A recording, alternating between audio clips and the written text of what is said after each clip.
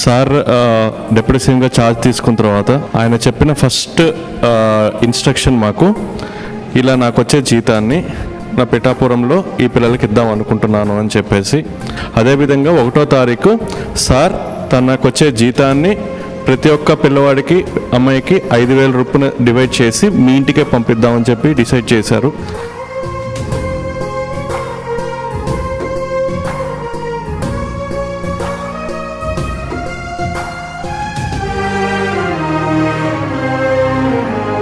Expect చేయలేదు ఎవరు ఇలా సెర్చ్ చేసి ఇలా పట్టుకుని ఇలా అసలు ఎక్కడ కూడా చూడలేదు. ఫస్ట్ టైం మన సార్ ఇలా చేయడం అయితే చాలా చాలా గర్వంగా ఉంది.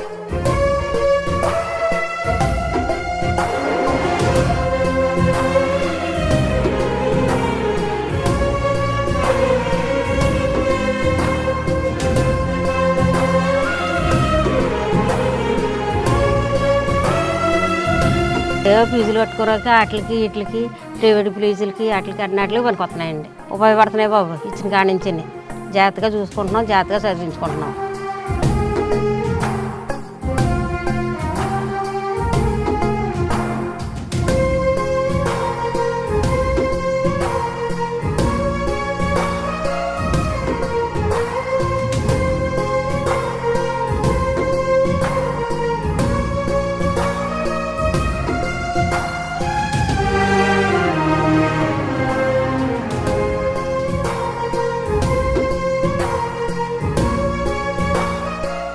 తల్లి తండ్రి గారి బిడ్డలకు 5,000 రూపాయలు ఇస్తున్నారండి. పవన్ కళ్యాణ్ గారండి ఎప్పటికైనా అతనే వద్దాల.